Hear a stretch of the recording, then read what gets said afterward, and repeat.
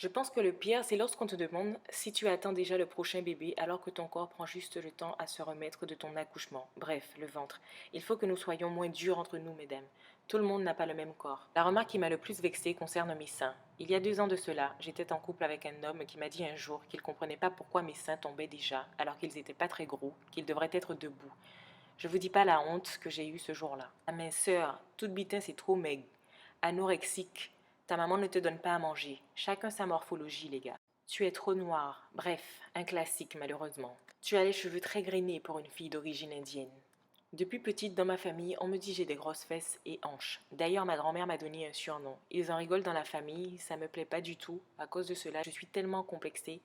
J'ai déjà reçu plein de remarques de part et d'autre, et franchement, c'est difficile pour moi d'apprécier mon physique. À ma naissance, je suis née avec l'avant-bras gauche totalement pourri. Le médecin avait proposé à mes parents de m'amputer, mais ils ont refusé car ils avaient foi en Dieu, étant chrétiens. Ils sont alors rentrés avec moi, le bras pourrissant. À la maison, ils m'ont traité à leur façon. Et Dieu merci, aujourd'hui, j'ai mes 2 bras en pleine forme, même s'ils ne sont pas totalement droits, et les gens rient de ça. À l'adolescence, j'ai été trouvée avec de la rhinite, ce qui me faisait couler le nez tout le temps. Au fur et à mesure, il commençait à grossir de plus en plus, et toujours les gens prenaient ça comme sujet de moquerie ou même d'insulte. Possession des humains. Merci, ma scientifique. Les témoignages que vous venez de lire viennent de femmes qui ont un jour subi des critiques ignobles, désobligeantes, très vexantes à l'encontre de leur physique. Donc je tiens déjà à toutes vous remercier d'avoir répondu présente en dessous de cette publication sur laquelle je vous demandais de nous faire part justement des pires critiques que vous ayez reçues par rapport à votre physique. Ça me touche énormément que vous ayez accepté de vous confier ici sur cette chaîne. Je me suis sentie très impuissante derrière mon ordinateur, de voir de tels témoignages et de ne pas pouvoir être auprès de ces personnes-là, parler, avoir un certain contact physique. Voilà, c'était très touchant et j'en ai même versé des larmes. Donc, merci en tout cas de m'avoir fait confiance. J'ai choisi de faire cette vidéo parce que tout simplement, déjà, ça me permet d'en savoir un peu plus sur vous, mais aussi d'échanger, car c'est toujours bon de discuter, de parler, parce que parfois on a des points en commun et ça fait qu'on a un regard extérieur et on arrive à percevoir les choses d'une toute autre façon. Et je peux vous dire que parfois ça peut carrément sauver des vies. Alors, je ne suis certainement pas là pour blâmer une certaine nationalité ou certaines personnes avec une certaine couleur de peau, non, parce que je pars du principe qu'avant d'avoir une certaine nationalité ou une couleur de peau, nous sommes avant tout des êtres humains et qu'en tant que tels, si nous aimons la vie, on veut forcément le bien de son prochain, normalement. Mais force est de constater que nous vivons dans un monde si superficiel que la priorité de certains est carrément devenue celle de satisfaire le regard des autres. Au point même que le bien est considéré comme étant quelque chose de mal et le mal considéré comme quelque chose de bien. Je vais m'expliquer, parce que quand on lit le commentaire de toutes ces femmes, si elles ont choisi de témoigner aujourd'hui, c'est parce qu'elles ont été touchées, qu'elles ont culpabilisé à un moment ou un autre face à toutes ces critiques poignantes, très clairement, qui font mal, mais au plus profond de soi. Et c'est clairement une attaque. C'est une attaque quand quelqu'un vient et vous fait une remarque de cette façon sur votre physique. C'est clairement une agression. Et la personne qui vient de vous toucher, qui vient de vous faire du mal, cette personne ne culpabilise en aucun cas. Elle ne culpabilise pas, par contre vous en face, vous culpabilisez et vous commencez à cogiter, à vous poser des questions. Mais peut-être que je devrais faire, peut-être que je serais mieux comme ça, etc. Peut-être qu'elle a raison, etc. Donc le bien passe pour le mal et le mal passe pour le bien. Très clairement, ce n'est pas vous qui devriez vous sentir mal par rapport à ces personnes-là. C'est ces personnes-là qui devraient avoir honte d'avoir tenu les propos ou d'avoir tenu les critiques qu'elles ont tenues par rapport à votre physique, quelque chose sur lequel vous n'avez même pas de pouvoir, c'est-à-dire que vous ne pouvez pas le changer. Vous êtes né d'une certaine façon, vous avez vécu une certaine chose qui fait que vous avez un certain physique aujourd'hui que vous ne pouvez pas changer. Ce n'est pas vous qui devrez vous sentir mal. Attention, là, on ne parle pas juste d'une amie qui va être bienveillante envers vous, elle va vous voir avec un vêtement déchiré ou autre, elle va vous dire attention, ton vêtement est déchiré, tu ne vas pas sortir dehors comme ça. On ne parle pas de ça, ça c'est de la bienveillance. On parle de personnes en fait qui viennent appuyer sur vos défauts, sur vos complexes, ou qui viennent carrément créer des complexes chez vous. Parfois même, vous aviez peut-être quelque chose sur votre corps que vous-même n'aviez pas remarqué, mais rien que parce qu'une personne vous aura fait la remarque, ça va devenir un complexe. Alors que si elle n'avait jamais ouvert sa bouche, ça n'aurait rien fait du tout. À l'heure actuelle, vous n'auriez pas créé de complexe autour de cette chose. Bref, mais pour en revenir au fait de la culpabilité ou au fait de prendre en compte ce que la personne vient de dire au point, de se détruire le moral, de se détruire le mental par rapport à la critique que la personne vient d'émettre. On est tellement justement occupé par le fait de se culpabiliser ou par le fait d'être attristé parce que la personne vient de dire qu'on oublie de confronter cette personne à sa propre stupidité. Parfois, il suffirait tout simplement de poser une question très claire à cette personne.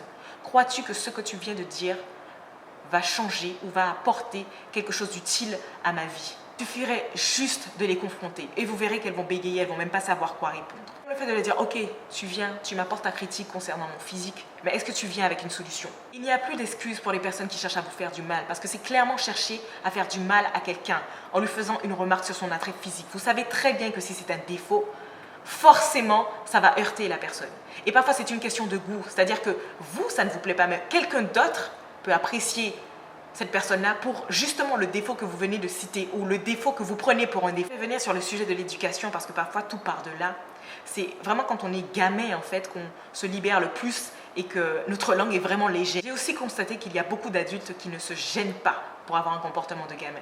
Il y a beaucoup d'adultes qui ne se gênent pas pour pouvoir dire des choses ridicules, pour pouvoir dire des choses stupides. Maintenant que nous sommes juste au courant de la méchanceté de ce monde, préparons nos enfants. Préparons nos enfants à avoir du répondant face à ce type de remarques. Préparons nos enfants à passer au-dessus de ce type de remarques. Parce qu'il est vrai que beaucoup de parents n'enseignent pas spécialement la répartie ou n'enseignent pas spécialement aux enfants, à leurs enfants, à savoir comment s'apprécier eux-mêmes afin de pouvoir défier toute éventuelle critique venant de leurs camarades. Un enfant qui, de base, est un enfant très réservé, qui est déjà très fermé, qui n'ose pas aller vers les autres, s'il n'est pas préparé à faire face à certains contextes, surtout à l'école, dans la cour de récré, cet enfant peut se faire détruire. Vous savez, quand quelqu'un vient me faire une remarque par rapport à mon physique, une critique par rapport à mon physique, j'ai de la peine, oui, mais plus pour moi. J'ai de la peine pour cette personne. Parce que je me dis, mon Dieu, mais qu'est-ce qu'elle est ignorante. Qu'est-ce qu'elle est ignorante. À partir du moment où tu t'attardes en fait sur un sujet aussi superficiel qui est un défaut physique, par exemple, sans même en plus apporter une solution. Croyez-moi que quand une personne a une certaine richesse en matière de connaissances ou a des choses à partager, ces conversations ne se limitent pas à votre physique. Donc oui, j'ai de la peine pour elles, car ce sont des personnes ignorantes. Je ne sais pas, il y a tellement d'autres choses à apprendre dans la vie que de s'attarder sur des futilités telles que le physique. Vous voyez que toutes les choses que je partage avec vous dans mes vidéos, vous croyez que je les sais comment, que j'ai appris ces choses-là comment? J'ai appris toutes ces choses-là, pas de personnes qui ont un parcours parfait. J'ai bien au contraire appris ces choses-là de personnes qui ont eu des parcours semés d'embûches et qui ont découvert des choses par rapport à ça. Et c'est ce genre de parcours qui m'intéresse. C'est tout simplement en tombant que tu apprends à te relever. Je vais vous donner un exemple parmi tant d'autres, mais c'est pour vous dire à quel point je trouve parfois certaines remarques ridicules. Mes cheveux, par exemple. Je vous avais parlé de ma chute par rapport à certaines manipulations ou certaines choses que j'ai pu faire qui ont fait que mes cheveux ont chuté à un certain moment, mais c'était juste impressionnant. Vous croyez que j'ai appris à maîtriser cette chute et à la stopper comment? Vous croyez que c'est en regardant des youtubeuses avec des longs cheveux et qui présentent des produits soi-disant miraculeux qui leur permettent d'avoir de longs cheveux? Vous croyez que c'est en regardant ce type de youtubeuse que j'en suis arrivée à savoir comment maîtriser une chute de cheveux? J'ai été regarder des vidéos de personnes qui ont vécu des vertes et des pas mûres avec leurs cheveux et qui ont réussi à s'en sortir.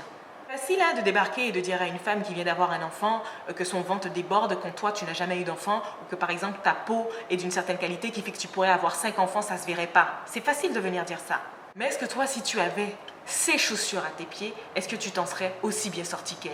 C'est-à-dire que la personne qui a déjà traversé des difficultés dans sa vie, quand elle en traversera d'autres, elle saura comment y faire face parce que tout simplement, elle l'a déjà vécu. Mais la personne qui a vécu un parcours long, sans forcément de vagues, d'embûches, de difficultés, le jour où une difficulté va tomber sur elle, à votre avis, comment elle sera? Limite, elle voudra sauter d'un pont. Tôt ou tard, le malheur vient frapper à ta porte, d'une façon ou d'une autre. Ce qui compte, c'est comment tu vas l'accueillir et comment tu vas le gérer. On n'est pas là pour apporter un changement à votre vie ou quoi que ce soit, non, bien au contraire. Et de toute façon, je n'aurais pas ce pouvoir de changer quoi que ce soit. Mais elle est surtout là, en tout cas, pour rappeler aux gens que tout ce qui arrive dans la vie est nécessaire et que quel que soit l'obstacle, les épreuves qui vous sont tombées dessus, c'est pour une raison.